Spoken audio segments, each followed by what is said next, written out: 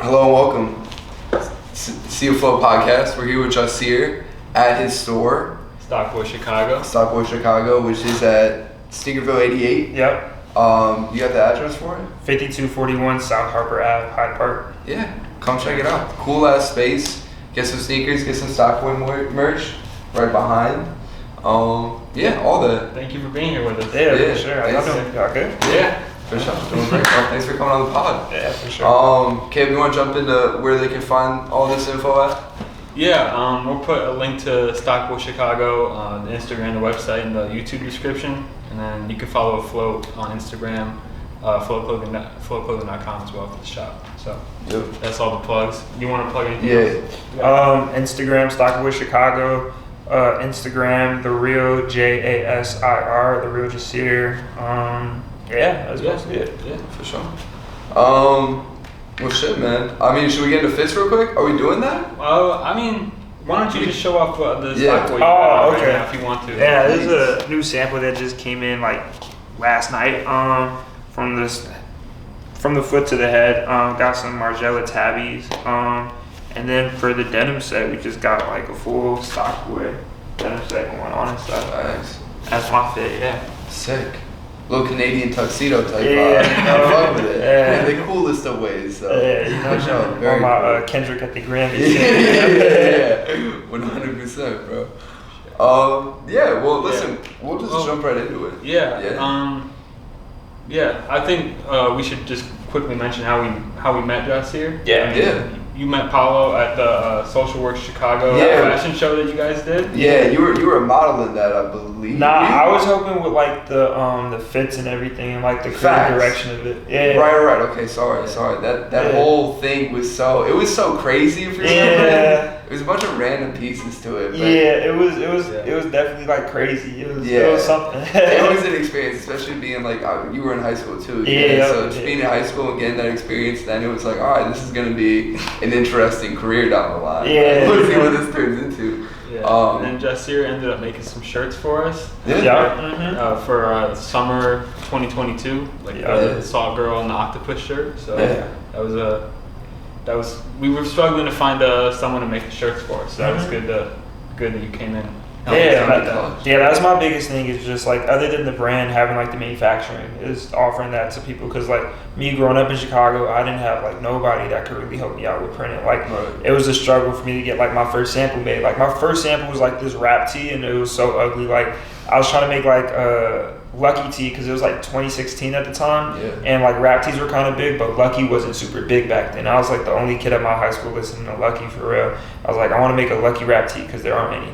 Then I tried to make some, and then like I got like this shitty guy to like print like a really small logo. My friend Alex, he's the one that like was helping me design it and helping me get it printed. And then we found this one guy, got it printed. It's like a really shitty like box tee. It was really bad. So then from there I went to like working with some like manufacturers in Manila, and then I was like, all right, bet I'm gonna just do this myself, because obviously this is something Chicago needs. So that's kind of like what gave me the inspiration, like help others with like printing their shirts, because like I didn't have that opportunity really when I was younger. You know, 100%. It's definitely something that like is huge. I think we can like definitely agree on that too. I mean, we definitely did not go like the fucking let's get our own like thing. Like I respect you for doing that, but like bro, like being 16 years old or like younger and whatever, and just being like, I want to do this, but how do I even get to that?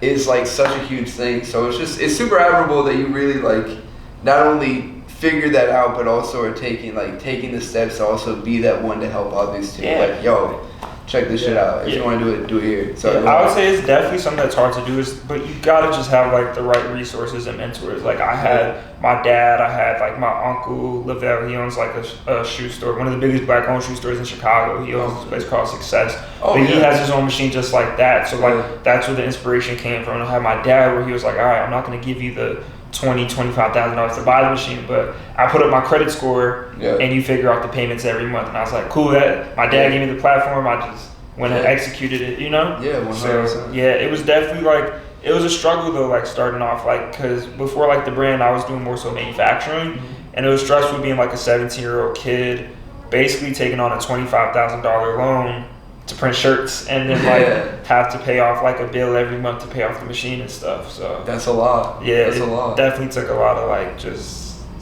willpower to get. Yeah, definitely. For real, that just takes grind. For I feel like not to like discount or anything like that at all. Just like that just takes like, you know, that's not something that a lot of other like 17-year-old kids want to take on, bro. You know.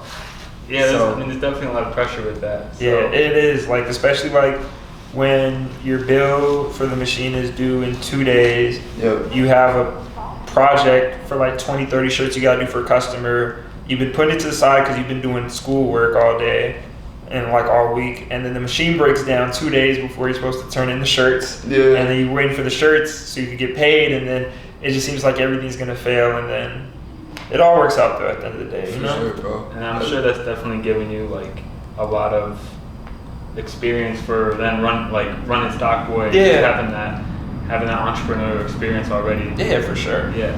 Definitely contributes. Yeah, listen, I did want to ask you, because I think that like this kind of goes into it.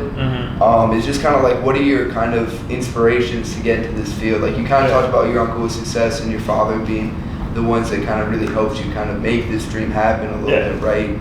Yeah, what inspirations do you have to really get into this in the first place? Okay, so inspirations when it comes to like clothing, I would say definitely just seeing other people make their clothes. Like one of my best friends, Alex, like I remember when we were in 7th grade, he came with like some purple jeans and everybody was making fun of him. I was like, oh, those are pretty cool. And he was like, oh, I made them. I was like, damn, what the fuck? Yeah. So it was like cool seeing like my best friend make clothes, and then just like looking online and like seeing other people make like rap tees that I would buy and stuff, and I'd be like, how can I make this myself? So that was one of the biggest inspirations, like how can I do it myself in my own way? Which then led to like the inspiration for like everything I do now. It's just like figuring out how I can do it myself, like even from like buying the machinery to like doing it myself. I would say just my biggest inspiration would say like my friends for like the artsy side, my family definitely, like my mom's side of the family, they're really family oriented. They're all dancers, poets, all that stuff. I was never really that like growing up. I ended up like coming out of my shell like 15, 16. But I would say they're like definitely the inspiration for like the artsy side. And then on the business side, I'd probably give it to my dad, because he's always been an entrepreneur. Like he owned like a really big club back in the day called Slicks, and then he's owned like his own restaurants, his own record stores, all that stuff, like before I was even born. So I'd say I get that from him. And then also I get the entrepreneurship side from my mom too. Like she was always hustling, like single mother growing up. She was always just like hustling, like managing talent groups, just always figuring out a way to get some money for like everybody, you know? So I'd say like entrepreneur side comes from like both my sides, but I'd say like the artsy side comes from my mom, and then figuring out how to monetize it and like make it into something bigger, I'd say comes like from my dad's side too. 100%. Yeah. That's incredible. What role would you say being in Chicago has played in the creation of the brand and the inspiration you have for like the brand and everything you do? A big role. Like I feel like being in Chicago kind of put me on a pedestal where like I could grow a lot more than if I was like in New York or LA. Because you go to New York or LA, there's 50 kids just like me, you know? Right. It's 50 shops just like me where they're doing custom printing inside their own store. So being in Chicago, it kind of gave me the opportunity to do something different and like not have like a whole bunch of people doing the same thing. Right. And it also just helps you build like that grit, because like Chicago, being in Chicago, it's like you got like a whole lot of other stuff going on. So like just coming up in like Humboldt Park and Inglewood and Bronzeville and stuff like that, it just kind of like gives you that like layer of tough skin that you need, where it gives you like that I don't give a fuck attitude, really, you know? Like it kind of gives you that, because it's like when you first start off with clothes, like you're not doing no sales, it can really like hurt your ego and stuff. But like having that Chicago attitude is like, oh, I don't care, I'm gonna keep going. Like being from Chicago really helps. And then just like also having the connections in Chicago. Like people always talk about like that crabs in the barrel kind of mindset that Chicago's in. That is true to an extent. But like I feel like for me, like with Chicago, like they always say Chicago like feels really small because everybody knows everybody. I've always like found that to benefit me when it comes to like networking and like grabbing stuff, that like just having the resources of people that I need and everything. So I think being in Chicago definitely put me on the pedestal, and I wouldn't be where I'm at without Chicago. Agreed, man. It's definitely weird, like and I think like you can definitely like see it too, but it's like when you kind of like put yourself into that space, right? And I think like you kind of said it with like kind of like, you know, starting out and having like maybe not selling as many, kind of like taking that maybe your ego or whatever. Yeah.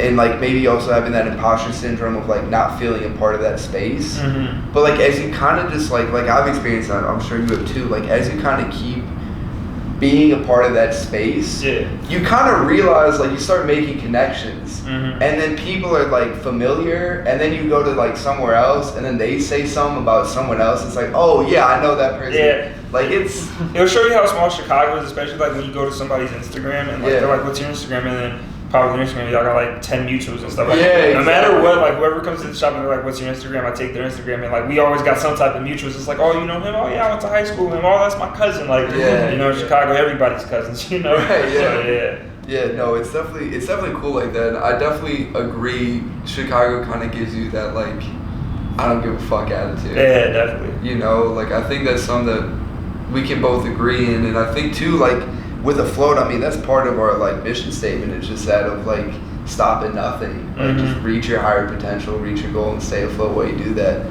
Like, yeah, just huge things with just like the city that I think like are so like mass agreed upon by like everyone else in the city. That's kind of like, you know, that same entrepreneurship kind of like method and role. Like it's pretty awesome. Everyone's got the same kind of vibe in the city. It's beautiful, bro. Yeah, I love that. Definitely. Yeah, it's cool. I am curious though too, like we talked a little bit about like, you know, influences in terms of just how you got that kind of, I guess for lack of a better term, like mentality, but in terms of like, you know, your style and kind of, you know, your artistry, you know, were there any like brands or any people that you kind of looked at the time?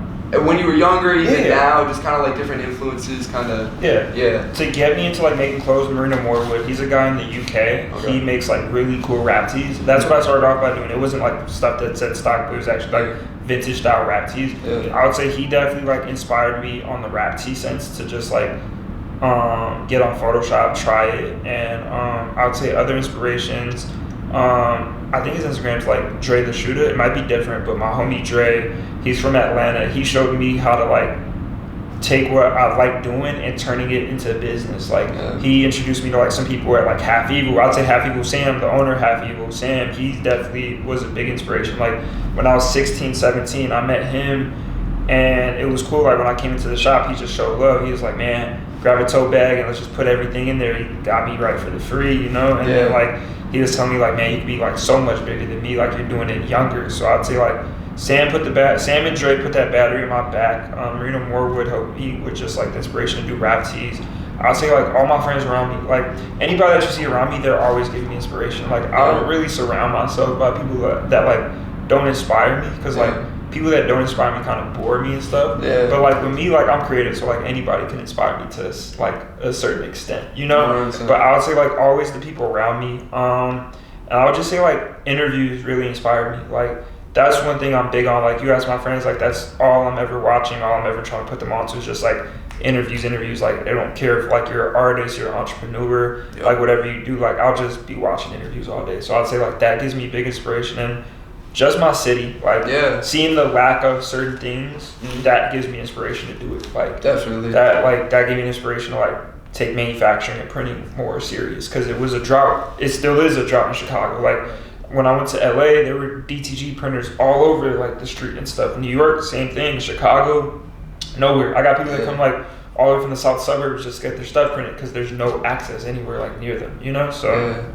that's a few of my inspirations. Definitely. Yeah, I was gonna say, just with the last thing you said, like the lack of printing, I was gonna say like that was already showing a lot of people when they see a lack of printing or they just don't have the resources around them to do what they want to do, they might just give up. But you just had that entrepreneurship kind of ingrained in you to say like, I want to be the one to start this. Yeah, it'll definitely make you give up too, because I remember when we made, like me and my friend Alex made the first tee and it came out bad. He was like, man, I'm done with this shit. I give up. I don't care. Like, this is too frustrating. I understood it because like we were like 16 at the time. It's frustrating when you can't like really figure it out after you're trying so hard. So it definitely takes like a different mindset to just like keep going at it, you know? I think that's definitely something like I feel too. Like it's more like like a float feels like a forever thing. You know what I mean? Like I've seen it as like some that's like, it was my start of design, like my start of like just doing design. Like the first ever Photoshop thing was, maybe you did it, a float. Yeah, like the first logo.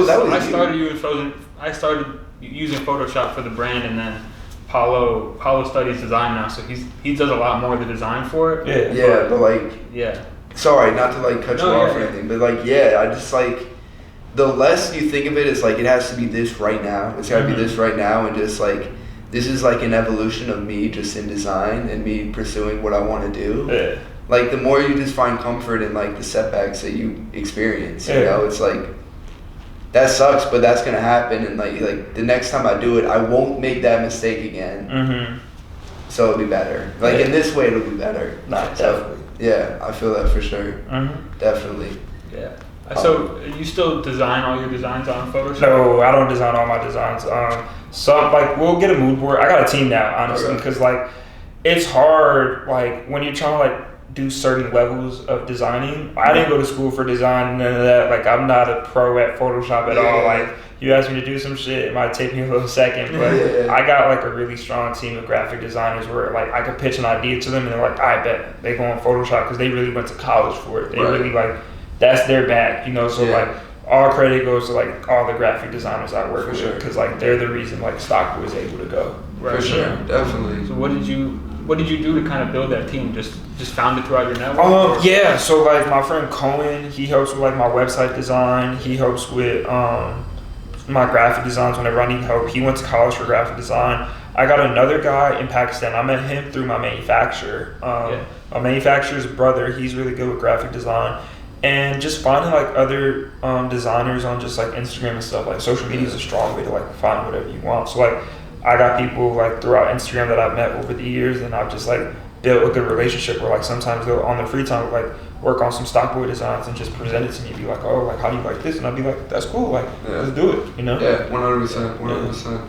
That's cool. And like I'm curious, like what's that kind of like evolution like when you started? Well, let me bring it back further because I'm curious. So you started with vintage rap tees, right? Yeah. Really quick with that. Is there one that's like a grail to you that was like your favorite that you made? The Chief Keef one. That one like helped me like pop off. Like that one was probably my best seller. That's the one that like I still to this day see like fakes online of and everything. You know? So I would say definitely the Chief Keef one. And the Lucky one, because that was like my first ever rap tee that I made, and that's what like really got everything going and stuff. That's just straight sentimental. Like like not. I don't even know, but like that could be the shittiest shirt ever made, but like that's the most like sentimental. Like I feel you, bro. Exactly. You know, like not saying it is shitty or anything. The first one we did was shitty. When I got it perfected to like for the right manufacturer, then it was fine. Then it was perfect for sure. I got you. But yeah, for sure.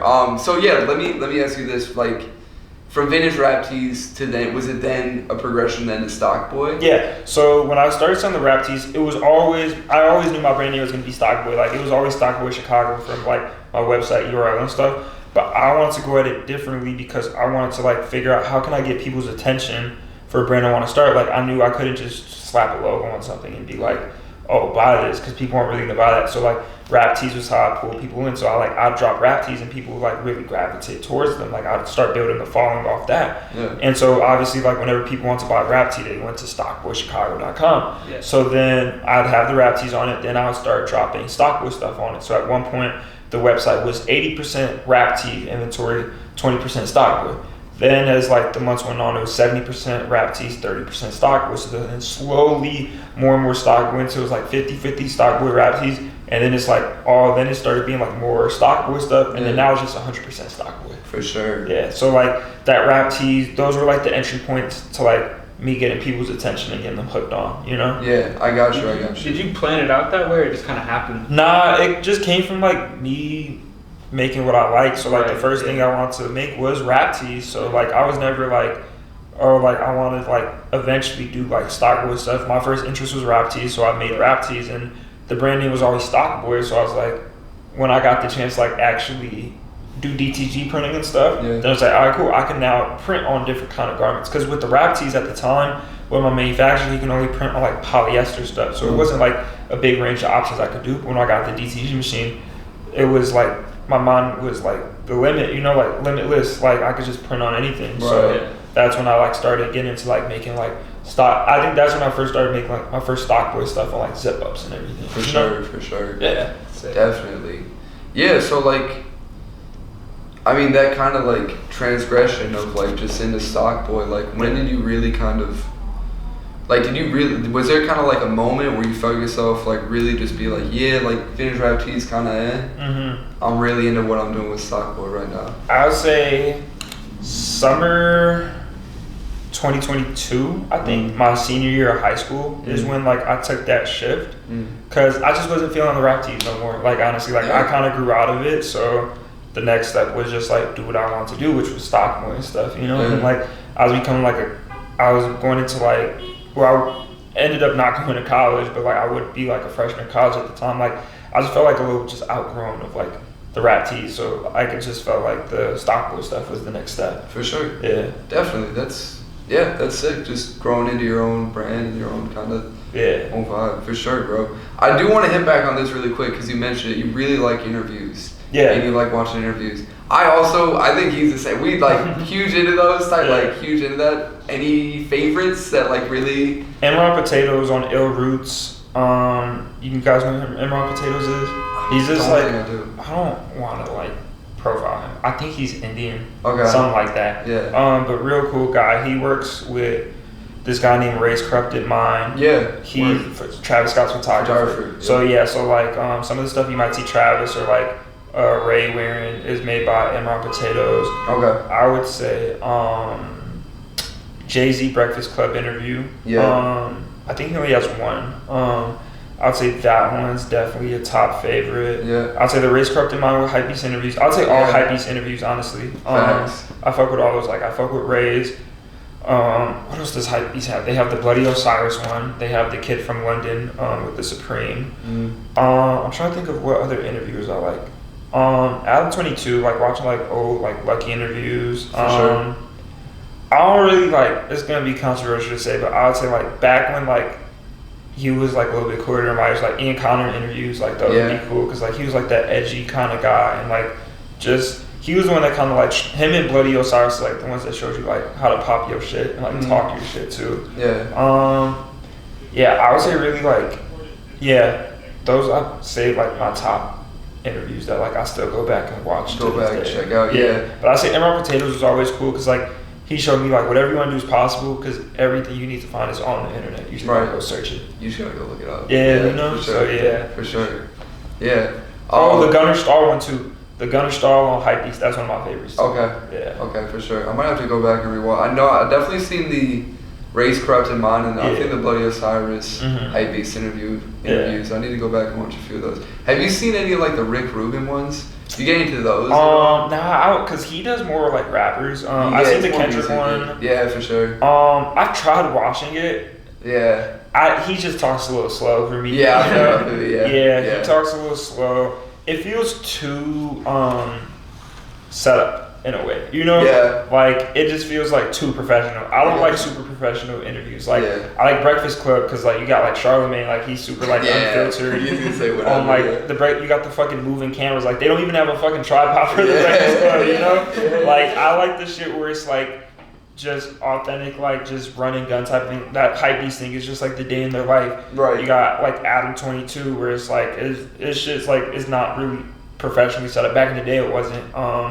Everything is like I like just like the raw, just like on the go type of like interviews. 100%. Yeah. Some of those old Adam 22 interviews are like classic. Yeah. I honestly haven't really even like seen those. I might have to tap in with some of those. Honestly. Yeah. Definitely. He got some nice ones with like Lucky, Gunner Star, a little bit of Warhol, a little bit of everybody. Okay, cool. Yeah, I'm definitely gonna have to tap back into those. Yeah. Another question that we had was. Obviously Stockboy and like surrounded by Jordans and all this stuff. Are there any other brands that like you kind of look at right now that you kind of fuck with that you're also maybe you pull a little bit of inspiration from them or like kind of. I would say brands I'm always looking at for inspiration. inspiration wise, I like GVG Gallery. They're cool. I like their hustle. Like they're always putting some shit out. Like the way they drop shit, like every weekend, it's like, I bet I just need to be going at it 24/7. Yeah. I like them because of their consistency. I like a Ghetto Art Studio for like, I like all their cut and sew work. Yeah, his shit's dope. Yeah, his stuff is super nice. Like he's the reason like I do more cut and sew stuff because I'm like, I just need to get more into that. Yeah. Who else? I would say like all my friends like Cohen. He runs Bodies of Water. I would say my homie Trey. He runs this brand called Righteous Kicks. Okay. But not Righteous Kicks. We Are Righteous. Have y'all ever heard of that brand? If y'all haven't, I promise y'all have seen this hoodie because like everybody has this hoodie. Let me see. Yeah. It's like this Jesus piece hoodie. But like, is it distressed? Is there some distress? No, it's like an all over print though. Oh, okay. It's like this hoodie right here. Oh, okay. I don't think I've seen this, but this is sick. Yeah, nah, like he's taking over right now. Like, this guy's like up $1 million off this shit. I swear, bro. Like, but yeah. Oh yeah, no, I haven't seen that either. Yeah, nah, he's been going crazy. My homie Trey at Righteous, like, and it's cool because like he kind of took the same route as me. So like, originally like he had a resale store not Urbana, somewhere in the suburbs called Righteous Kicks. And he actually started off by buying like a lot of Stockboy stuff and put it in his store. Like he'd buy rap tees, he'd buy like Stockboy, just regular clothes and stuff, and just put it in the store. And then he's kind of like took the same like route that I took, where it's just like putting out rap tees, got people's attention, saw that was selling, and then he started making like the Righteous clothes and stuff, you know. And then he got that hoodie, and like he surpassed me in Instagram follow. Like he's going crazy right now, you know, because like he got that one piece where like he got like piece of the year, you know. Like I would say like I look at him just for like inspirational, just like always staying true to yourself. Like he would put me on to just like Christianity stuff, like religion and like being true with God and everything, like reading the Bible. That's something he would preach to me a lot, and like I would really take it in and start reading the Bible more because of him. And like I would tell him like, what part of the Bible should I read? He'd be like, oh, start with the Proverbs and stuff. And he took that and like turned it into a brand, and he's up so much from that. Like just staying true to himself. So I'd say like just being true to yourself. I take inspiration from like We Are Righteous. I'm trying to think of what else. I'll say that's the top of my head right now. Yeah, for sure, definitely. You said like, you know, a ghetto art studio and kind of the cut and sew stuff. Have you stepped into that? I know obviously you do the DTG. Have you stepped into the cut and sew stuff a little bit too? Or? I got a sewing machine. I haven't really played with it yet.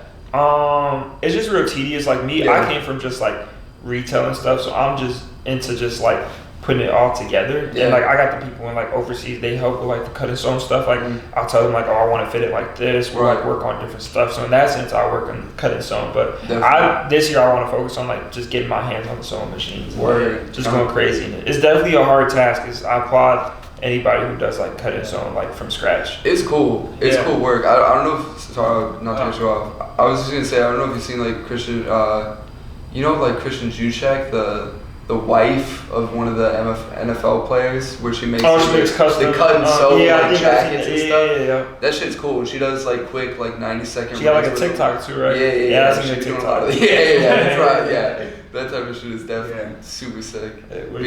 I was just gonna say like like lately I've had that drive to just want to make it, you know, and sew and like really make it by hand. I think that's super cool, and I know that I have no idea how to do it, so like looking at people and they do it really well, and that's super cool. Like, it's cool. Like, definitely a ghetto art studio is it's really cool. Definitely something that's hard. Like I've seen him work at it for like since we were in like 7th, 8th grade, so it's like it's something you definitely got to master. I think just seeing how hard it is kind of like discouraged me from doing it, just because like I'm so busy with just like doing like a million other things, like the manufacturing, the brand and stuff like that. Yeah, when it comes to tedious stuff like that, I would say like that's where I lack of. That's where I need to get stronger at. You know, just finding that put that hour in a day or whatever. Definitely. I feel you. You know, one last question I think, if that's cool, is kind of just, you know, what is the long-term vision for Stockboy? I want to own a manufacturing warehouse where like I have a bunch of like screen printing, I have embroidery, I have DTG, I have laser printing. That's really my end goal, is because I know Stockboy, like it could last like a little bit longer, but I don't never see myself like running it like till I die. What I see myself like running till I die is having a manufacturing warehouse. Yeah. Because my biggest thing is just like, and I'll probably like name it like Bailey's Print House or whatever, something with my last name, because that's something that's really important to me. Is just like working for your last name, not your first. So like, God forbid, like something happens to me, I want to have something where I could pass down to like my brother or my family or my friends or whatever, you know, like just have something that's like longevity. Like having the brand is cool, but if I pass away right now, it's gonna be kind of hard to run stock, like have my friends run stock, you know, because it's not authentic. But if I have like a solidified business and stuff, then that's something I could pass down. Definitely, you know? Some that is some generational. Yeah, generational, because like printing is gonna be around forever. Because at the end of the day, you're like whatever we're wearing needs to get like printed on by somebody, you know. So like I see that because like what my mentor always taught me was that like wherever you see like a lack of like a drought of anything,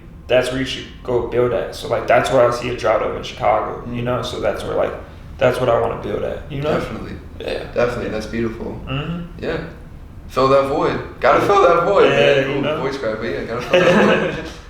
Yeah, Caleb, you got anything else you want to say, bro?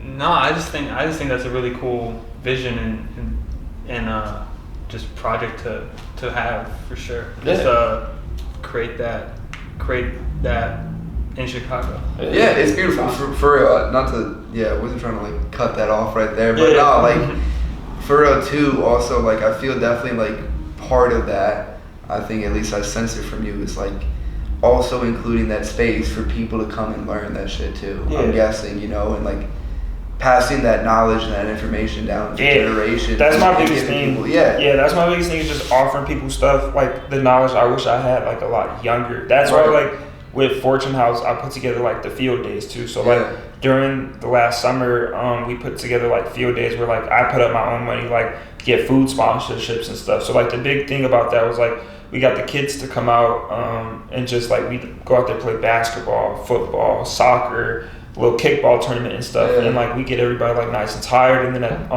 like towards the middle and end we would bring food for everybody. And like so my biggest thing was making sure that all the food was vegan, pescatarian, and like came from like different cultures. So we had like Can't Believe It's Not Meat bring some stuff. We had Perilla, they brought in like some really nice Korean cuisine and stuff, you know. So like that's like one of my big projects that I want to keep going, because like for me, I grew up in like West Inglewood and Humboldt Park, like out west and out south. And growing up over there, it's like nothing but corner stores over there. It's like a food desert over there. Like so me, I grew up on hot chips, ramen noodles, McDonald's, and no fruits and vegetables, you know. So like when I met my ex about like 3 years ago, she was pescatarian and stuff, and I'd be like ashamed of like the stuff I would eat, you know. So then thankfully like when I met her, like she put me on like just how to eat healthier and stuff, you know. So like that's knowledge I wish I had when I was like just young, you know. Like my parents, they were real busy, so they didn't really have like time to like teach me on like what to eat. Like it was like whatever you want to eat, we'll get it. McDonald's, cool, we'll get it. So like my biggest thing is just like now I'm pescatarian, I want to teach all the other kids like in other like developing neighborhoods like how to eat healthier. So like that was my big thing, you know, just like teaching other kids how to eat healthier. That's why we do the food, that's why we do the field day stuff. It's just so, like at the end like I can bring out like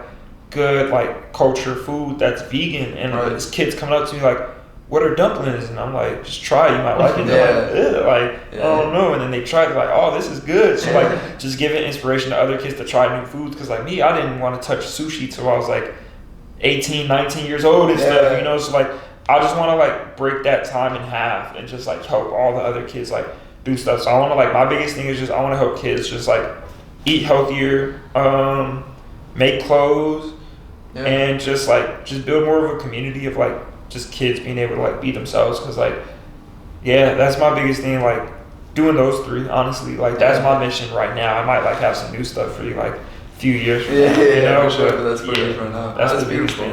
I love that, because I went recently, you know, Six Figure Deal, he does like the tours of the Chicago neighborhoods. Okay, I went with my school, we did the Bronzeville tour, and he took us like all around Bronzeville in the area, and I hadn't really seen a lot of it before, and obviously I had known about food deserts, but it was just so crazy to see, because growing up on the north side, like I think I took a lot for granted, just all the resources we have over there, and just some like the Bronxville neighborhood was just eye-opening, I guess. Like obviously I know kind of about the South Side, but like really going into the neighborhood is something I hadn't done before. So that was like crazy, and like I really respect that, and I had that same idea, like how do we put a grocery store here? It's crazy. I think what we need in the hood is a Trader Joe's, honestly, because like that's one of the things. Like when I met my ex, I'd never been to Trader Joe's, and she was like, "What? That's all I shop at." I was like, "It's for white people, bro. I don't shop there." And then I went there. I thought it was like all bougie white people type shit, and then I went there and I was like, "Oh damn! Like this shit is cheap as fuck. I could just throw it in the oven, and I got like orange chicken. I got fucking just anything I want, you know, like." I think that's something we need in the hood, because like, and even what they tried to build a Whole Foods, and that only lasted like 3 or 4 years. Right, I remember. I think we gotta take like baby steps. I think Trader Joe's is a great step in the right direction, because Trader Joe's has a lot of like, I guess you could consider like healthy options, like a lot of stuff you could just throw in the oven, have it ready.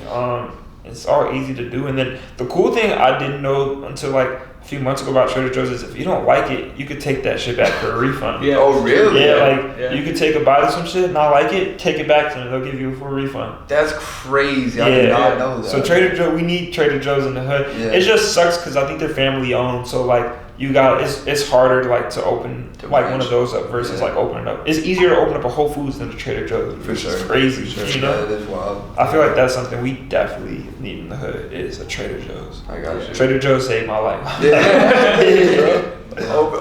Opened up a whole new world of cultures and shit. Yeah, you know? Yeah, definitely.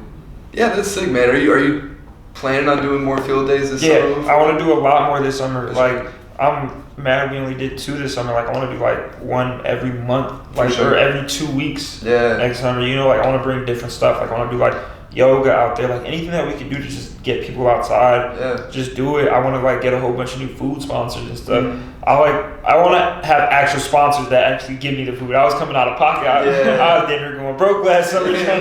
But like shout out to like Perilla and like Can't Believe It's Not Me, because they really helped me with just like giving me affordable food and stuff, you know? That's sick. Yeah.